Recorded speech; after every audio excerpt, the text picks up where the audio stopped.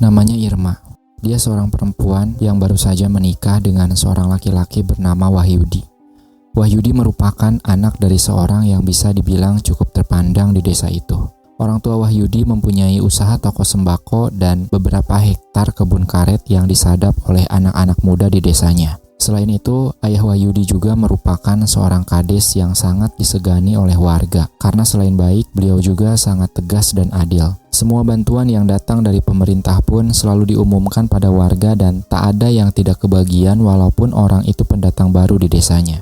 Tak pilih kasih, semuanya dibagi seadil-adilnya. Itulah mengapa semua warga selalu kompak untuk memilihnya. Namun ada desas-desus mengatakan bahwa Wahyudi terkena pelet oleh Irma. Karena memang sebelum menikah dengan Irma, Wahyudi dikenal sebagai pemuda alim dan polos. Hidupnya lurus-lurus saja, jarang main ataupun berkumpul dengan teman-temannya, apalagi melihat acara-acara dangdutan. Kesehariannya biasa-biasa saja, bahkan terbilang sangat membosankan untuk anak muda sebayanya. Dan dengan kepribadiannya yang seperti itu, tentu saja membuat orang-orang tak percaya kalau Wahyudi bisa kenal dengan salah satu biduan dangdut yang sering mengisi acara hajatan di setiap desa. Wahyudi itu kan anak kades, orangnya alim dan jarang bergaul.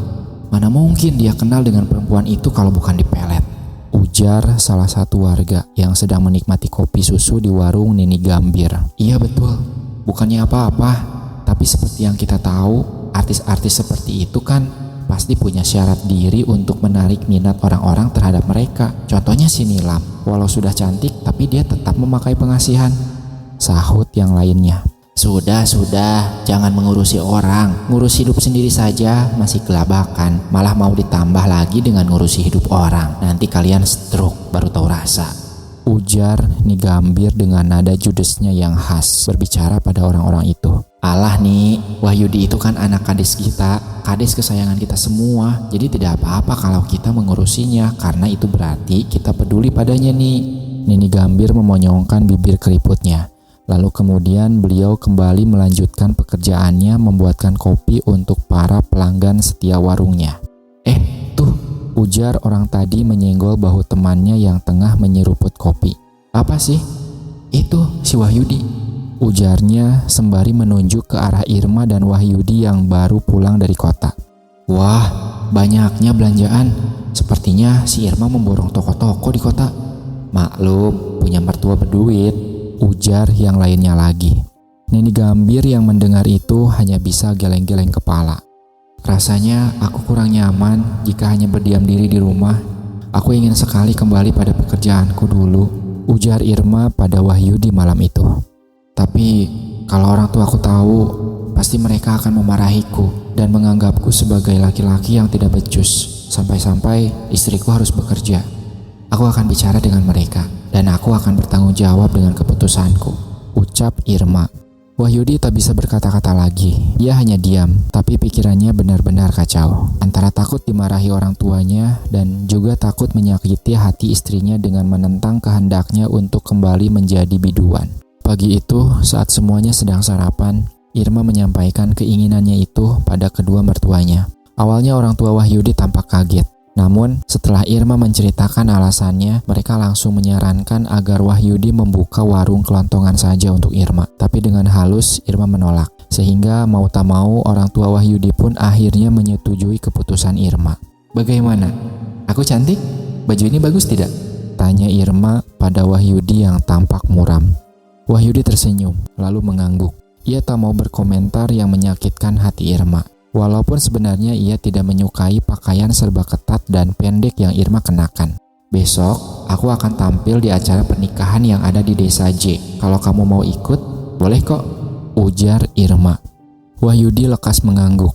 Meskipun ia tidak terlalu menyukai acara dangdutan, tapi demi menjaga istrinya, ia rela ikut kemanapun Irma akan manggung. Tapi semenjak Irma kembali menjadi biduan, desas-desus tak mengenakan pun semakin ramai. Bahkan kecurigaan tentang Wahyudi yang terkena pelet pun mulai dirasakan oleh orang tuanya. Mereka mulai mencari orang yang bisa menyembuhkan Wahyudi agar tidak terlalu tunduk pada istrinya. Yang dilihat orang-orang dan orang tuanya, Wahyudi kini tak ubahnya seperti kerbau yang dicucuk hidungnya. Apapun kemauan Irma selalu dituruti, tak peduli itu buruk atau merugikannya. Wahyudi tetap menurut dengan perkataan istrinya. "Nak, apa kamu baik-baik saja melihat istrimu dipegang-pegang laki-laki seperti itu?"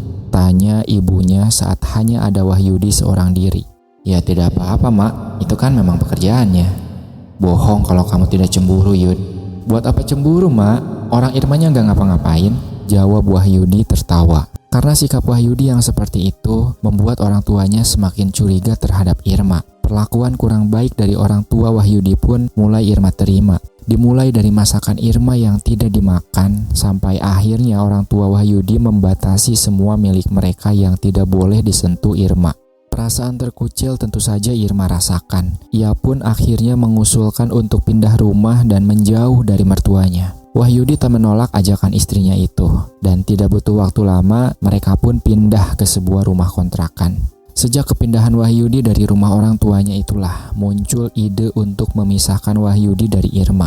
Berbagai cara mulai dilakukan, namun tidak juga membuahkan hasil. Hingga akhirnya salah satu teman dekat dari ibunya Wahyudi memberikan usul agar mereka menggunakan guna-guna pemisah atau pembanci untuk memisahkan Wahyudi dari Irma. "Di mana kira-kira orang yang bisa itu?" tanya ibunya Wahyudi. "Ada. Nanti aku antar ke sana." Tak berpikir dua kali lagi, setelah ditawari seperti itu, ibunya Wahyudi langsung mau. Ambisinya untuk memisahkan Wahyudi dan Irma benar-benar sudah melampaui batas. "Ibu mau yang seperti apa? Dibuat saling benci saja atau dibuat mati salah satunya?" tanya lelaki berusia 40 tahunan itu pada ibunya Wahyudi. "Saya mau dibuat saling benci saja." Tapi apa tidak bahaya kalau dibuat saling benci? Bisa saja kan si Irma sadar dan malah kembali memelet Wahyudi, sela temannya. "Lebih baik Irmanya dibuat mati saja," lanjutnya berbisik. Ibunya Wahyudi mengerutkan alisnya. Ia tak mau sampai membunuh. Yang ia mau cukup Wahyudi dan Irma bercerai. Itu saja. Tapi kalau ia pikir-pikir, yang dikatakan temannya itu ada benarnya juga. "Ya sudah, buat istrinya mati saja, Mang." "Kamu yakin?" Ibunya Wahyudi tertegun sejenak. Nampaknya ia masih ragu dengan keputusannya itu. Namun oleh temannya ia terus didorong untuk mengiyakan. "Iya, Mang, saya yakin," jawab ibunya Wahyudi. "Baiklah, datanglah kemari lagi dan bawakan aku rambut, baju, foto anakmu dan istrinya." "Ya, nanti setelah mendapatkan semuanya saya akan kemari lagi." Sepulangnya dari rumah orang itu, ibunya Wahyudi bersama dengan temannya pun langsung pergi ke rumah kontrakannya Irma dan Wahyudi.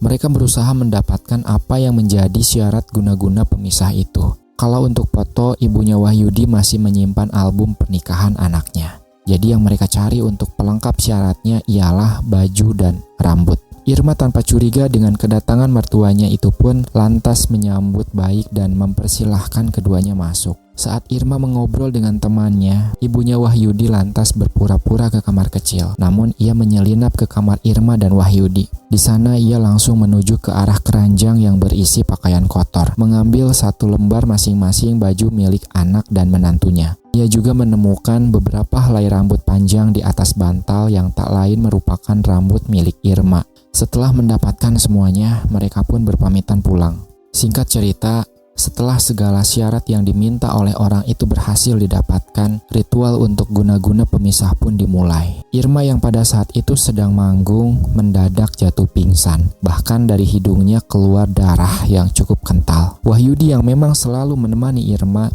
langsung mengangkat tubuh istrinya. Ia terlihat sangat khawatir saat melihat keadaan Irma seperti itu.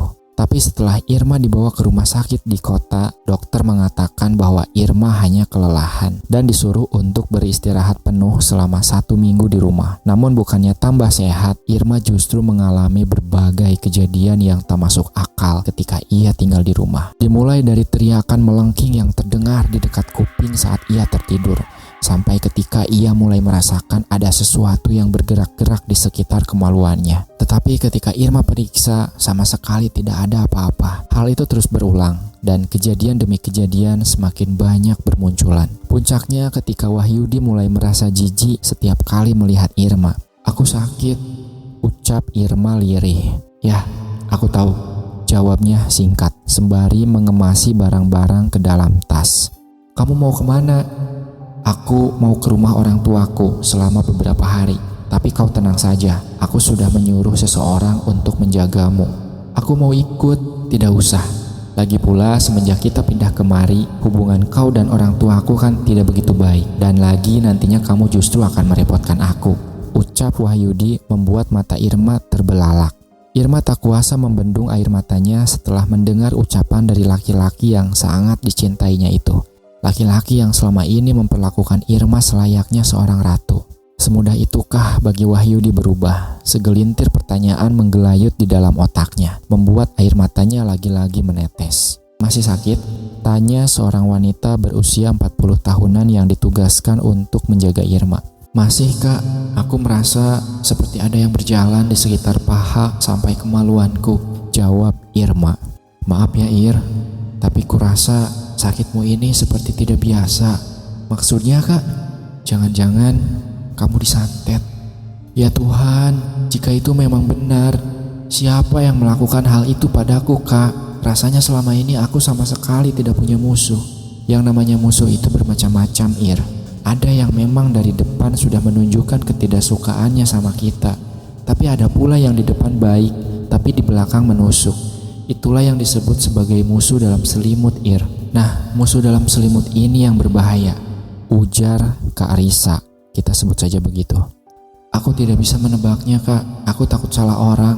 Begini saja Ir, kalau kamu memang percaya, bagaimana kalau kamu kubawa ke tempat kenalanku yang lebih paham dan tahu dengan hal-hal seperti itu? Irma mengangguk. Sulit baginya untuk tidak percaya, karena memang beberapa kejadian yang dia alami sangat-sangat tidak masuk akal. Sehabis zuhur, mereka berdua pun pergi ke rumah kenalannya Kak Risa. Sekitar pukul 2, mereka akhirnya tiba di sebuah rumah yang berada di atas air. Namun sepertinya tidak ada orang di sana. Pintunya tidak terkunci kak, ujar Irma. Iya Ir, tapi sepertinya orangnya sedang tidak ada di rumah. Hampir setengah jam mereka menunggu di pelataran lanting itu. Akhirnya sebuah cis atau perahu mesin datang dari arah hilir. Dan begitu cis dekat dengan lanting, suara mesin cis mulai slow. Terlihat dua orang parubaya duduk di atas cis dengan 3 karung penuh berisi kantalan getah atau hasil sadapan karet yang sudah mengeras. Risa, aduh, kenapa menunggu di luar? Padahal pintu tidak dikunci, ujar pasangan parubaya itu menatap Karisa dan Irma yang duduk bersebelahan. Enak di sini bu, adem, jawab Risa mewakili Irma yang hanya bisa tersenyum. Setelah pasangan parubaya itu selesai mandi dan berpakaian, mereka pun mengobrol basa-basi sebentar sebelum akhirnya Risa mengutarakan maksud kedatangannya membawa Irma ke sana untuk apa. Kedua orang itu terdiam dan saling pandang. Jadi maksud kami kemari mau minta dilihatkan, dan kalau memang betul Irma kena santet atau guna-guna, mungkin bapak dan ibu bisa membantu menyembuhkannya, ujar Risa. Bagaimana ya Riz? Sebetulnya kami sudah lama berhenti mengobati orang. Terakhir kali saat kamu datang dulu. Tolonglah Pak, Bu, kasihan adik saya ini, bujuk Risa memohon. Pasutri tua itu tampak menghela napas sesaat setelah melihat Irma yang tertunduk lemas. Kita coba saja, karena banyak yang sudah dilepas Bapak. Jadi Bapak sudah tidak sekuat dulu lagi. Risa mengangguk. Meski Irma terlihat ragu, namun ia tetap mengangguk mengiyakan. Malam itu, Pasutri tua mulai memeriksa keadaan Irma. Saat si lelaki tua mulai membacakan doa, tubuh Irma mulai merespon. Rasa sakit dan tidak nyaman di area intimnya membuat mengaduh kesakitan. Wajah kedua pasutri tua tampak sama-sama menegang. Aduh, sakit bu, jangan bu, aduh. Rintih Irma berusaha menahan tangan wanita tua agar tidak lagi mengorek-ngorek area pangkal pahanya. Tahan, sedikit lagi, ujar si ibu. Tidak berselang lama, sesuatu yang menggeliat berwarna putih berhasil ditarik keluar oleh si ibu. Risa menatapnya dengan rasa tak percaya. Apa itu? Gumamnya. Tidak bisa pak, terlalu berbahaya, ujar si ibu ketika melihat suaminya sudah banjir keringat. Risa menggigit bibirnya, menatap Irma yang masih berusaha mengatur napas setelah tadi merasakan kesakitan yang sangat luar biasa. Napas keduanya bergemuruh. Si bapak langsung tersandar di dinding, keringatnya masih mengucur. Beliau sangat kelelahan. Bagaimana bu? Pak, apa masih bisa disembuhkan? Tanya Risa was-was. Berat, kami tidak sanggup. Berdoalah, minta pertolongan pada Tuhan. Mendengar jawaban itu, tubuh Irma seketika lemas. Begitu juga dengan Risa. Ia menatap iba pada Irma. Tak ada yang bisa mereka lakukan sekarang selain meminta pertolongan pada Tuhan. Temanmu ini terkena guna-guna pemisah. Yang parahnya, guna-guna itu dikirim bukan hanya untuk memisahkan dia dan suaminya, melainkan juga untuk membunuh temanmu ini. Astaga, siapa kira-kira yang tega berbuat seperti itu, Pak? Tanya Risa dan Irma bersamaan. Entahlah, penglihatanku tidak sanggup untuk menembusnya. Risa menutup mulutnya, sementara Irma terlihat sudah pasrah dengan apapun yang akan terjadi ke depannya nanti. Sepulangnya Irma dan Risa, mereka sudah ditunggu oleh Wahyudi yang terlihat marah sebab Irma pergi tanpa sepengetahuannya. Tanpa mau mendengarkan penjelasan keduanya, Wahyudi langsung saja memberhentikan Risa dari pekerjaannya, yaitu menjaga dan merawat Irma.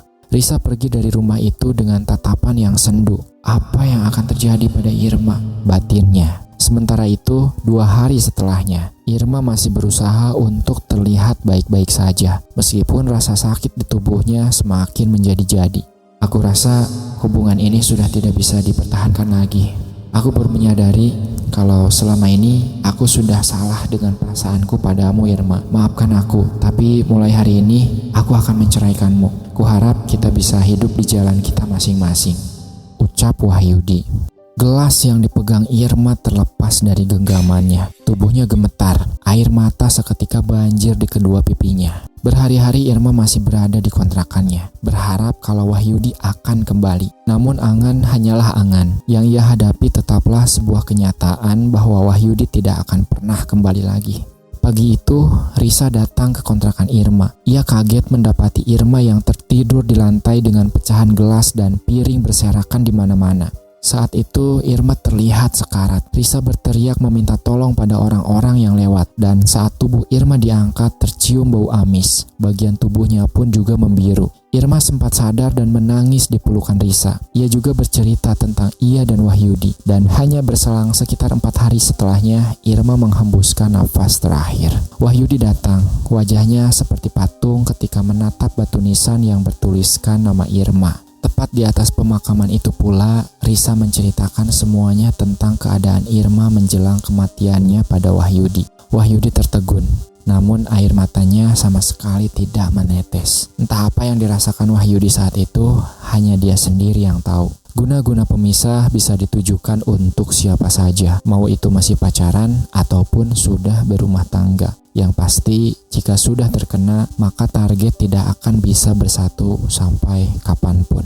Cerita ini ditulis dan dibagikan oleh sebuah akun atas nama Om Ras. Buat kalian yang mau baca ceritanya secara langsung, bisa klik tautan yang sudah disiapkan di kolom deskripsi. Semoga bisa menjadi pelajaran serta mendapatkan hikmah dari cerita ini. Kita ketemu lagi di cerita-cerita horor berikutnya. Assalamualaikum warahmatullahi wabarakatuh.